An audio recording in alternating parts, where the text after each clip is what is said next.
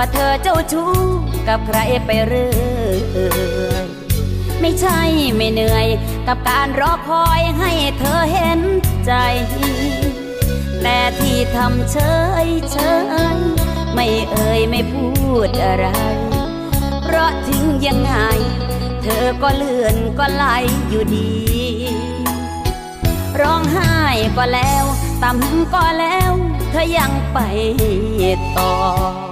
ไม่เคยจะพอเหมือนจุดอิ่มตัวของเธอไม่มีจึงได้แต่ภาวนาให้เธอเห็นค่าความดีที่ไม่ยอมหนีเพราะยังมีหวังในใจ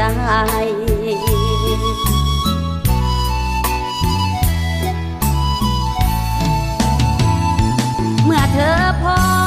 ฉันจะรออยู่ตรงนี้ลองให้เต็มที่ไปมีคนนอนคนนี้ตามสบายเมื่อเธอพอฉันจะรออยู่ตรงนี้เอาให้เต็มที่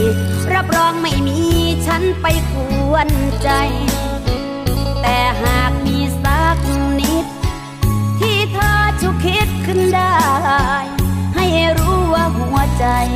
ฉันรอแบบคลอน้ำตาไม่ใช่ไม่รู้ว่าเธอเจ้าชู้ลับหลังอยู่เรื่อยไม่ใช่ไม่เหนื่อยแต่เพราะรักเธอจึงยอมเรื่อยมาถ้าหากเธอเห็นใจก็อยากให้เธอรู้ว่าฉันเสียน้ำตาเพราะเธอไม่พอสักที